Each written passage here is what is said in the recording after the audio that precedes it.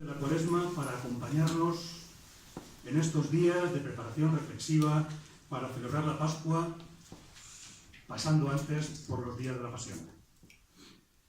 Son 25 números de Pasión en Salamanca que constituyen un auténtico orgullo para la tertulia Cofrade Pasión, porque aparte de sus excelentes contenidos, ¿y qué voy a decir yo? Pues no es fácil editar y publicar una revista en papel en los tiempos que corren y con los más que magros medios con los que cuenta nuestra asociación. Y aún así, son 25 años. 25 en los que casi desde los orígenes se ha procurado mantener un perfil de revista cultural, centrada sobre todo y con rigor en la amplia realidad que rodea a nuestra Semana Santa. No sería justo si no dijese aquí que Pasión en Salamanca es un trabajo coral. Es una obra en la que se implican todos los miembros de la tertulia Cofrade Pasión y un amplísimo equipo de colaboradores, procedentes ellos de muy diversos campos de la cultura y que ejercen como columna vertebral de la revista y a los que agradezco especialmente como representante de la asociación su contribución siempre desinteresada. Y todo esto, pues para, como todos los años, poner en la calle 3.000 ejemplares que se distribuyen de forma completamente gratuita a quienes muestran su interés por su lectura o simplemente a aquellos que desean echarle una ojeada, que de todo hay. Poco más, porque en esta mesa mi única función es la de introductor, porque me acompañan los verdaderos protagonistas. Francisco Javier Blázquez, a mi derecha, el director de la revista, que será quien posteriormente comentará todo lo relacionado con los aspectos más formales, más técnicos de la revista y de su elaboración, y Francisco Gómez Bueno, o Paco Gómez, o Paco el de la tele, o bueno, pues Paco, que se va a encargar de despertarnos el apetito comentando los contenidos de Pasión en Salamanca. Paco es un invitado de excepción, de quien, y esto es el resultado empírico de la observación personal, de quien digo lo primero a destacar es su humildad y el amplio abanico de saberes que atesora. Aunque es cierto que esto último lo mantiene rigurosamente controlado por el primero de los dos factores que he mencionado. Además, Paco es periodista, ante todo periodista. No solo por haberse licenciado en esta disciplina, sino por ejercerlo con pasión desde siempre. Presentador y redactor de contenidos para Castilla y León Televisión, donde coordina los servicios informativos y presenta las noticias de la 8 Salamanca, también ha sido corresponsal del norte de Castilla y, quizá lo que más nos interesa, sobre todo, colaborador altruista en cuantas actividades requieren de su experiencia y valía.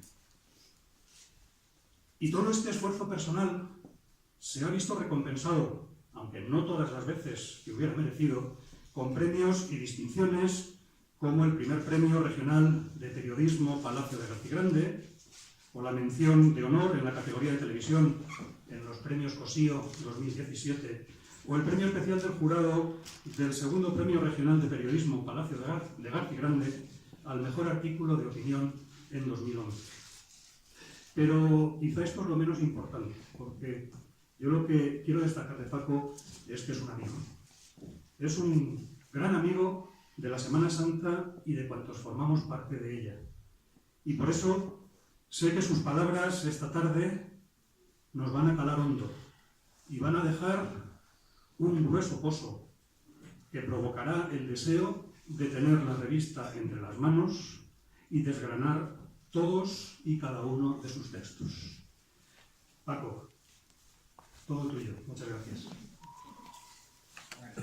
Muchas gracias, Félix. Gracias a Javier también. Es un encargo siempre complicado, presentar una revista, bueno, aquí la ven, tan llena de cosas, así que yo, siempre que asumo, además después de una generosa presentación como la que ha hecho Félix, que entre otras cosas es mi amigo, igual que Javier, igual que muchos de los que están en la sala, que asumo una responsabilidad de este tipo, siempre hago un poco el nombre de mi casa, ¿no? De la 8 de Salamanca.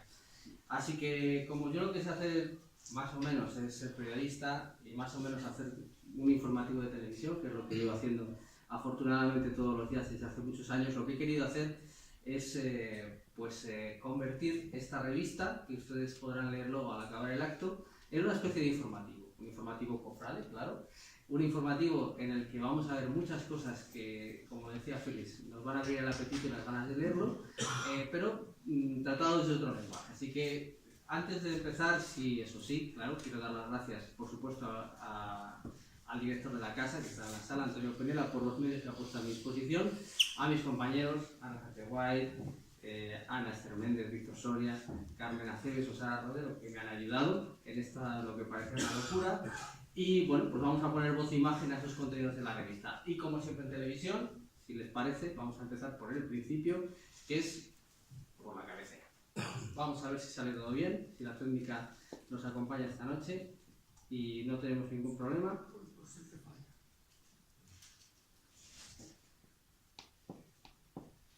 Y bueno, es el caso, pero no pasa nada.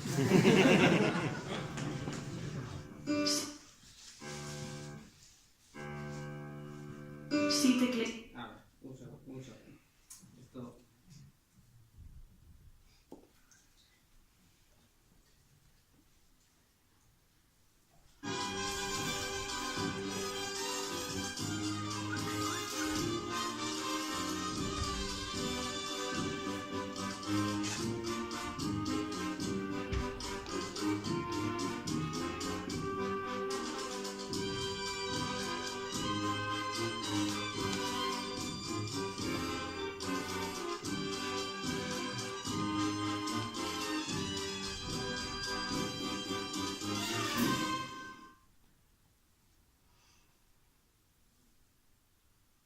Bueno, pues esto que nos ha acompañado, que es la tertulia cofrade de pasión, es lo que efectivamente da sentido a la revista, y ya que hemos abierto boca un poco con esas imágenes simplemente esbozadas, vamos a ir dando paso a los contenidos. Lo primero de todo es explicar efectivamente qué da cabida y cobijo a esta revista que tenemos en la mano, que es la tertulia cofrade de pasión y que es Pasión en Salamanca, que es el título de la revista. Entre otros, Fernando Benito ha opinado sobre esos 25 años de esta revista. También tenemos una línea editorial y también nosotros hemos hecho, a ver si esta vez sí, hemos hecho esta presentación. Si tecleamos tertulia cofrade en Google, el primer resultado que nos aparece es precisamente la tertulia cofrade Pasión de Salamanca. Todo un éxito que refleja lo asentado que se encuentra este movimiento cultural en un contexto de infinidad de Semanas Santas. Movimiento que tiene en su revista una de sus grandes señas de identidad y cuyo número 25 ahora presentamos. Una revista que a lo largo de los años ha contado con firmas tan relevantes como las de Torrente Ballester, Antonio Colinas, Enrique de Sena, Asunción Escribano o Antonio Gala. Pero una revista que no solo reflexiona desde las bellas palabras, sino que aglutina las perspectivas diversas de la Semana Santa. No falta la visión cofrade, la poesía, la teología, la fotografía o el arte. Una revista que se presenta como un trabajo artesanal de un grupo de románticos y románticas que tiene mucho que celebrar por su presencia ininterrumpida en la Semana Santa de Salamanca desde 1994, pero por encima y sobre todo, su pasión por hablar.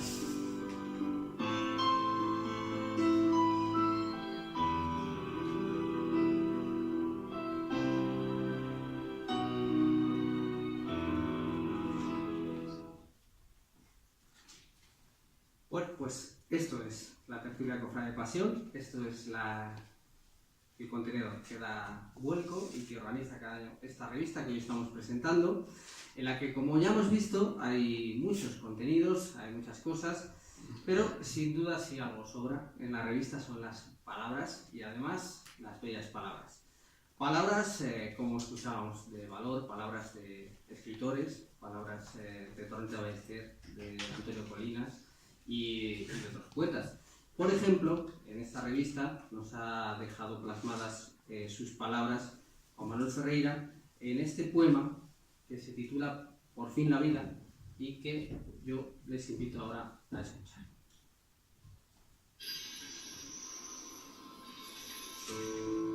En la oquedad sombría, silenciosos labios te han besado y ocultos dedos de quietud rozan en tu piel helada la caricia muerta de los cardos secos. La cruz envenenada de sigilos remonta vertical la herida, donde estuvo colgado el tiempo, la esperanza que en un sepulcro, ahora, en dulce calma de luz espera, el beso que en su frente espanta la mansa amanecida. El fulgor de la palabra inaugurando la nueva primavera. Los pájaros regresan de los cielos desteñidos a la suave alborada de los hombres y en el claustro más oscuro de la muerte derrama un latido otros alientos, un llanto de amor hecho pregunta al nacer de repente en otros días.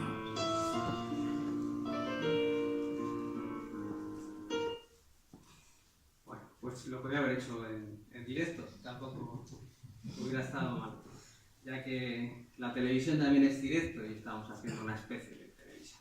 Bueno, pues ya ven, que bonitas palabras, siempre conjugadas gracias a la magia del audiovisual, en las imágenes de la 8 de Salamanca, que tenemos la suerte de ir atesorando ya un volumen muy importante de imágenes como estas, que hemos juntado y crean esa sensación tan especial que luego cada uno cuando lea la revista podrá reproducir en su propio interior.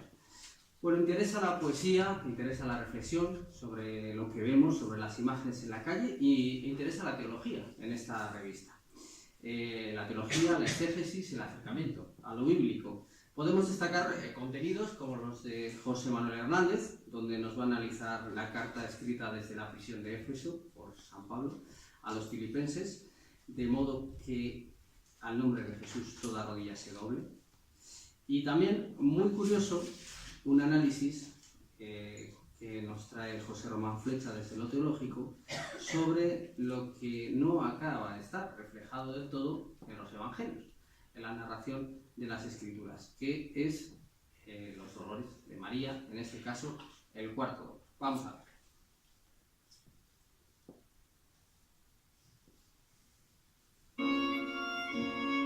El teólogo José Román Flecha analiza en la revista de la Tertulia Cofrade el cuarto de los 7 dolores de María y lo hace a través de la historia del arte en un recorrido intenso y bello.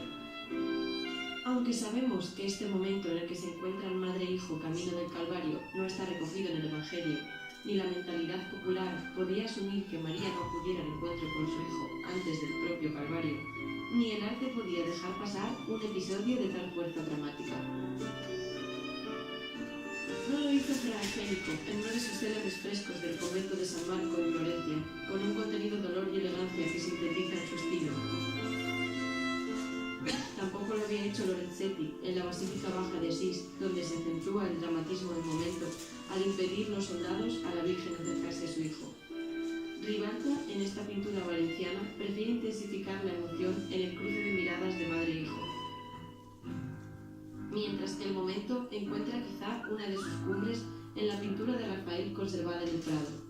El Pasmo de Sicilia quizás sintetice las palabras del teólogo, que señala que en esta escena se concentran las ansias de los creyentes de esa mirada de consuelo de aquel que nos ha salvado del pecado, de la rabia, de la náusea.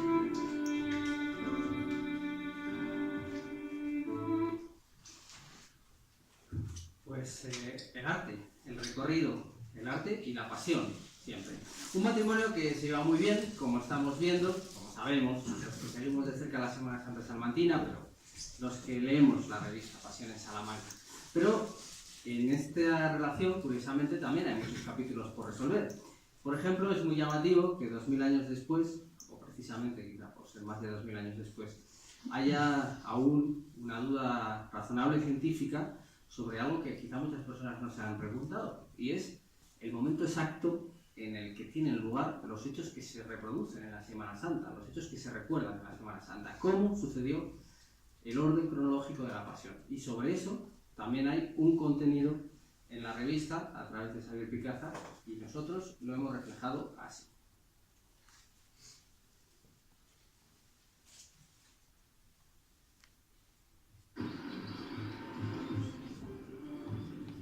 ¿Cuál fue el orden de la Pasión? El teólogo Xavier Picaza nos propone un interesante debate histórico en torno a los momentos en los que sucedieron los hechos que se conmemoran cada Semana Santa. Según recoge el artículo, tenemos básicamente tres perspectivas que podrían llevarnos a concluir que las cosas no son tal y como las entendemos hoy mayoritariamente.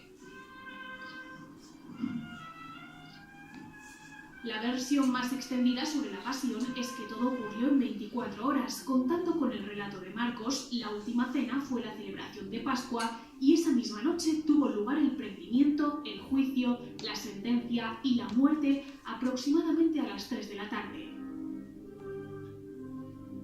Pero hay otra posibilidad. Si seguimos a Juan, la cena no sería la celebración pascual, sino el día anterior, ya que ese año la Pascua caía en sábado y por lo tanto sería un rito de despedida de sus amigos, aunque en todo lo demás coincidirá con el relato de Marcos. Finalmente, hay una opción de entender la Pasión según el calendario esenio, que modifica sustancialmente el orden, ya que supone que la celebración de la cena sería el martes y esa noche el prendimiento. Pero el juicio se alargaría 2 días, miércoles y jueves, hasta que efectivamente el viernes se ejecuta la sentencia.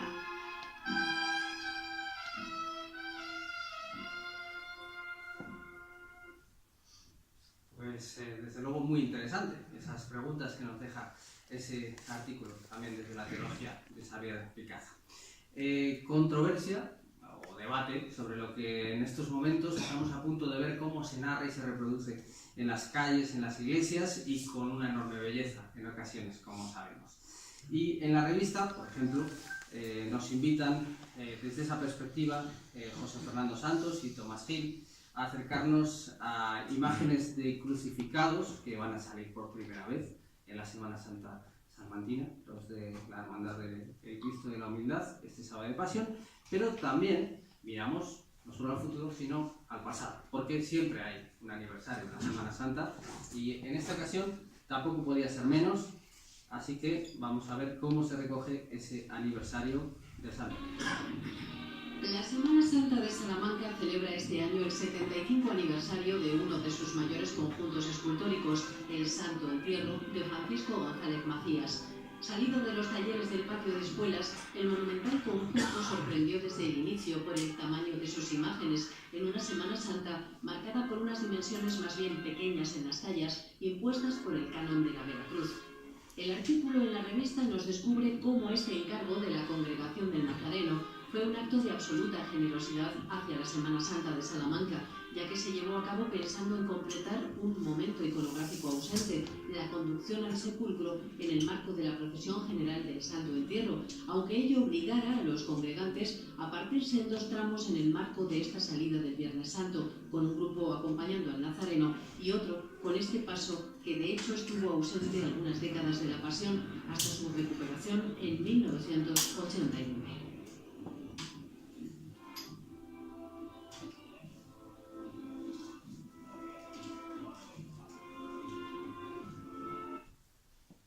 El aniversario de esta Semana Santa 2018, el 75 aniversario de la salida a la calle de ese gran conjunto de Francisco González Macías con la Congregación de Nazareno. Momentos especiales de esa pequeña o gran historia cofrade de la Semana Santa de Salamanca, porque esta es una revista cofrade.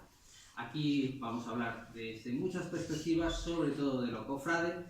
Félix Torres nos va a exponer su visión sobre cierto peligro de un estallido de una burbuja de gasto en la que pueden estarse embarcadas algunas cofradías por ese afán loable, pero desde la mesura nos va a reflexionar Félix de elegir siempre los mejores enseres, las mejores piezas, las mejores obras. Javier Peireto nos va a recordar que el patrimonio cofrade es valioso y tiene sentido, pero siempre en cuanto a un camino hacia lo trascendente, no solo en sí mismo. Y al hilo de esto, Abraham Coco también nos habla de la curiosa situación de las cofradías de Peñaranda, al tener una situación jurídica especial que les hace precisamente temer y defender la permanencia en propiedad de su patrimonio. También, como no, en la revista tenemos uno de los asuntos de mayor actualidad cofrade, en este caso a través del relato que han realizado Tomás González y Eva Cañas. Estamos hablando de la situación, de la novedosa situación de la Veracruz.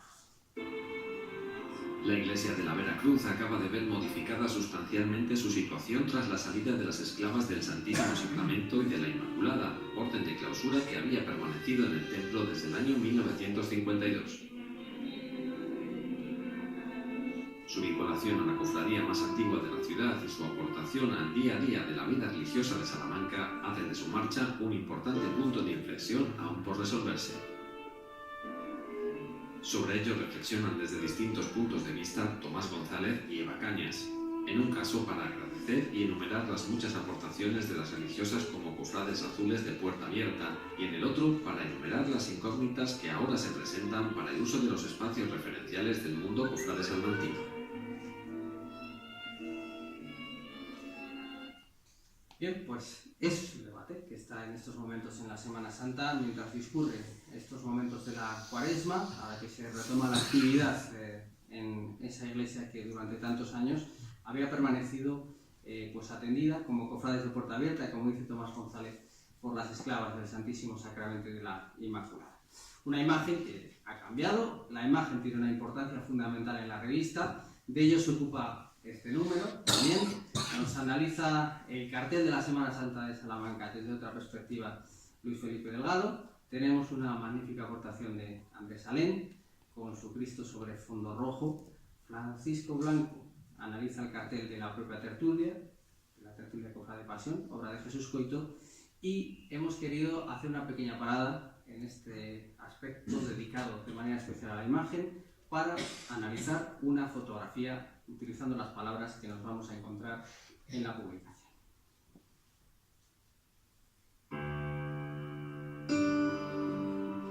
Tomé detiene el tiempo en la instantánea y deshumaniza la escena con evocaciones metafísicas que al modo de Chirico nos hacen cuestionar si de verdad hay presencia humana en la fotografía. No hay rostros, solo se insinúa uno en la línea que siluetea la visión posterior del personaje que acompaña a los hebreos. No hay movimiento, solo la inquietante quietud de una escena congelada en la que las cintas de color rojo y azul dan el toque de color a una imagen con vocación por el blanco y negro. Todo es silencio y ponderación, la que da el triángulo invertido que forma la caída dorsal del capillo en el centro de la composición. No hay dudas, es Tomé.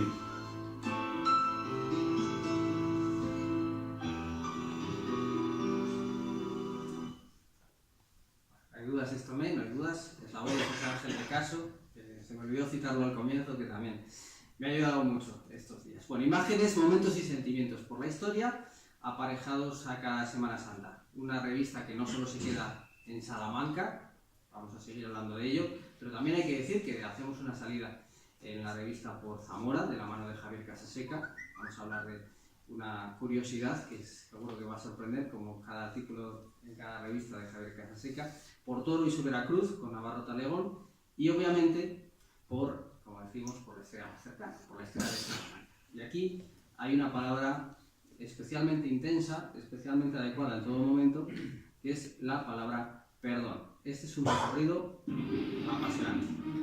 El perdón se ha convertido en uno de los símbolos de la Semana Santa de Salamanca en sus distintas formas a lo largo de los siglos. Rosa María Lorenzo realiza un interesante recorrido histórico sobre el auxilio a los presos en las cofradías salmantinas, donde conoceremos a los caballeros 24 de las Reales Cárceles de Salamanca, dedicada a tutelar a los presos pobres y con sede en la iglesia de San Martín. Algo más conocida es la labor de la cofradía de Nuestra Señora de la Misericordia, desde su ermita en la plaza de San Cristóbal, sin olvidar a la Veracruz, que también tenía entre sus fines la atención a los reos sentenciados a muerte. Tradición que encarnó en 1944 la seráfica Hermandad del Santísimo Cristo del Perdón, presente desde entonces en el ciclo procesional con la excepción del paréntesis entre 1973 y 1986, ante la falta de hermanos. Solventando todas las dificultades, la Hermandad ha dotado a la Semana Santa de su emblemático acto de indulto, primero en la cárcel provincial, luego en el Arco del Perdón y desde 2015 en el patio del Museo del Comercio.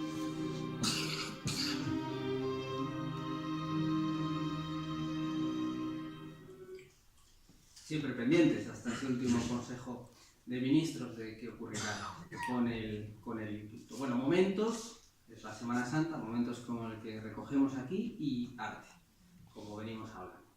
Conrado Vicente Pérez nos va a analizar en la revista el compromiso cultural de las cofradías, como ese compromiso de espiritualidad desde el arte y todo lo que suscita.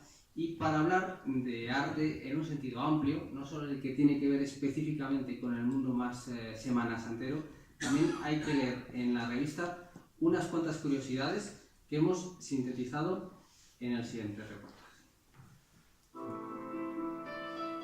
El número 25 de la revista Cofrade Pasión ofrece un curioso recorrido por algunas cuestiones artísticas vinculadas con la imaginería religiosa, pero no directamente con las procesiones semanasanteras.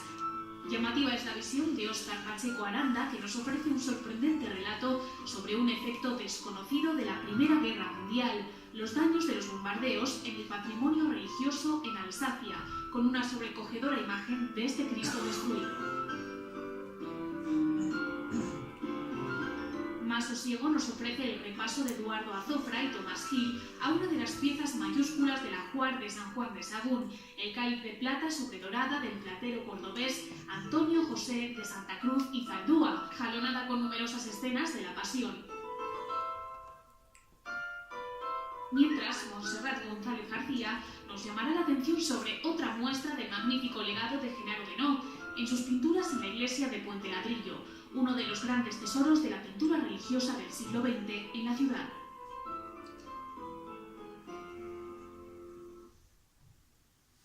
Pues es imposible compendiar más contenidos en menos espacios, y eso que la revista y buen esfuerzo cuesta, pues tiene un número amplio de páginas. Pero todavía nos queda, para completar el recorrido, yo creo que apasionante, hablar de algún relato interesante desde distintas vertientes. Tenemos la vertiente literaria, que aporta José González Torices en La inocencia de los mendigos de Dios, y también tenemos, como no puede faltar, la siempre interesante introducción de esa relación que casi todo tiene con la gastronomía, en este caso con la firma de Santiago Juanes, y relacionado además con un asunto siempre de actualidad, como es pues, qué comer en Cuaresma.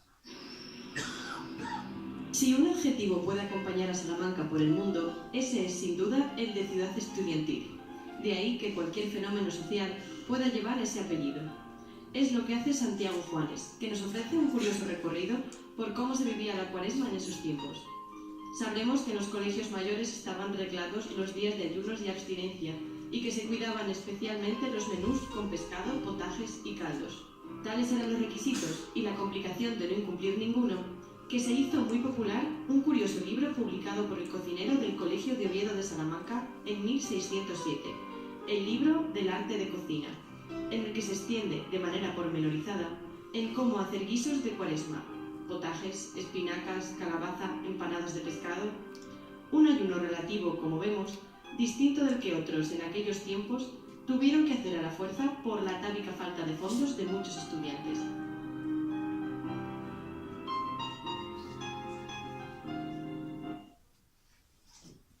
Pues todo eso es Semana Santa, es Cuaresma, es tradición, es contenido, es vida cofrade.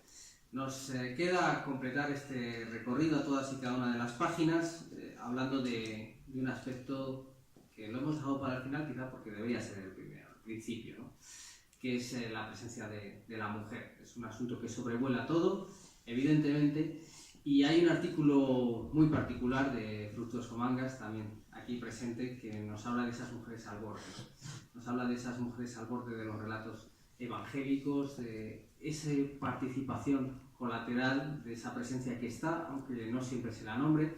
Ahí vamos a entrar en reflexión sobre esa figura de esa mujer que tuvo que Bueno, pues limpiar los restos y los hubo de la última cena, sobre la historia de Verónica o Berenice, la de María Magdalena, la de las tres Marías y, por encima de todo y como siempre, como no, la de María, por antonomasia. Y esto nos lleva, para completar el repaso, a una poesía dedicada a María, con nombre de mujer, en este caso Asunción Escribano, en concreto a una de las grandes vírgenes que nos ha dejado la imaginería religiosa salmantina del siglo XX, la Dolorosa de Montagut. Así que este es el poema de Asunción Escribano, que merece la pena.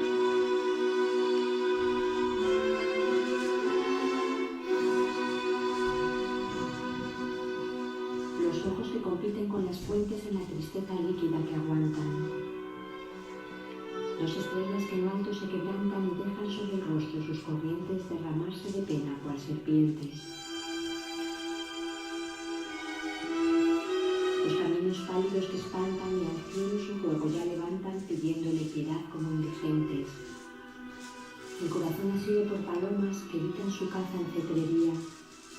El cuello quebrado cual maroma que suplica al aire lo que ansía. La belleza expresa en sus idiomas que llega en plenitud el nuevo día.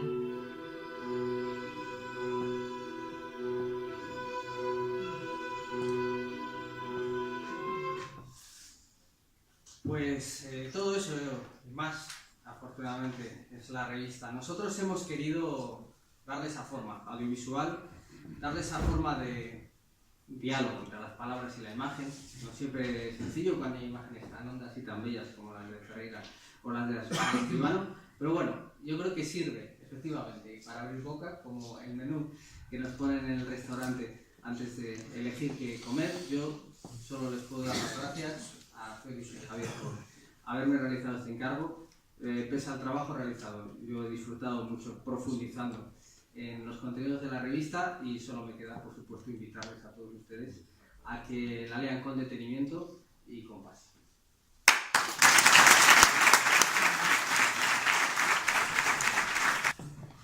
Podría decir muchas cosas, pero la verdad es que lo que me sale ahora es decir que me invade el orgullo de sentir por primera vez a la revista Pasión en Salamanca protagonista de toda una sección de noticias de la 8 en Salamanca. Creo que, vamos, el protagonismo es máximo. Así que gracias a ti, gracias a la 8 Salamanca, gracias Antonio por todos los medios que habéis puesto a nuestra disposición, al fin y al cabo, para que esta presentación haya sido más que un aperitivo. Más que un aperitivo y seguramente muchos se quedarán con hambre. Y para ello está el papel. Después de escuchar los contenidos, pues vamos a hablar del continente, de la parte más prosaica, de la parte más técnica, de la parte más material. Y para ello, pues Javier, Francisco Javier Blázquez, el director de la revista, yo diría que desde tiempos inmemoriales. Podemos decir que son 18 años. 18 años dirigiendo la revista, pues creo que domina a la perfección lo que nos va a decir. Javier. Después de esta intervención de Paco, lo mejor era callarse, dar por cerrado el acto y que nos fuésemos todos para casa con el buen sabor de boca y nuestro pegado. Pero no me queda más remedio que dar las gracias a todas las personas que se han implicado en esta revista, porque, salvo la imprenta, el resto del trabajo es altruista. Y cada año es más difícil. Estaba yo pensando, mientras escuchaba a Paco, si no sería este un maravilloso canto de cisne de la revista Pasión en Salamanca, porque hay que reconocerlo. Las publicaciones en papel están teniendo los días contados. Y la realidad del mundo en el que nos encontramos, desgraciadamente, va por esa línea. Y estas cosas están quedando como un trabajo de románticos para románticos, poco más. Hasta ahora, con dificultades, hemos logrado ir salvando económicamente la publicación, con algunas pérdidas que más o menos hemos podido asumir, pero claro, la situación cada año es más complicada y llegará un momento, ojalá que tarde, pero la realidad realidad es la que es. Llegará un momento en el que tendremos que plantearnos muchas cosas. Por eso, más que ningún año, tenemos que dar las gracias a quienes siguen confiando en nosotros, al Ayuntamiento de Salamanca, a través de la Concejalía de Turismo, al Ayuntamiento de Villares. Ambos ayuntamientos están hoy aquí representados, don Julio López y Antonio Malmierca. Muchas gracias por esa implicación. Y a varias firmas comerciales, que son El Barato, el Restaurante Cuatro Calzadas, la Crónica de Salamanca, Artesanía Puente Romano y el Instituto Ensal. Ojalá demos las gracias también a otro ayuntamiento que hasta ahora ha colaborado mucho con nosotros y que estamos ahí en duda de si lo va a hacer o no. Bueno, pues ojalá el próximo año dé al Ayuntamiento de Ledesma 2 veces las gracias. Ojalá. Bien, gracias a estas personas, gracias a los que han escrito, gracias a los que han dibujado, empezando por Jerónimo Prieto, que realiza la portada, la ilustración interior, también pues desde hace 19 números, es ya un habitual de esta revista. Gracias a Rafael Citapia, a Miguel González, a Francisco Resina, a Alejandra Rodrigo Delamo, las personas que desinteresadamente han aportado su creatividad al margen de los ya mencionados, ¿no? Alén, sobre todo, y Jesús Coito. Gracias también a los fotógrafos, a Alfonso Barco, a Joaquín Fuentes, a Alberto García Soto, a Roberto Aro, a Pablo de la Peña, a José Fernando Santos y al maestro Tomé. Gracias a la tertulia, que hace suya esta publicación, que desde los trabajos más ingratos, a la maquetación, distribución y demás, pues nos asume como suyos. Gracias a Abraham, la mano derecha, la mano izquierda, la cabeza, los pies. No sé por qué no está aquí, ya sentado. Ya debería, sí, ya hace años que debería estar aquí. Pero bueno, a ver si este año ya le damos el empujón definitivo. El número 25 creo. Y muchas gracias a Paco por esta presentación, a la Fundación una vez más, que sigue colaborando con nosotros.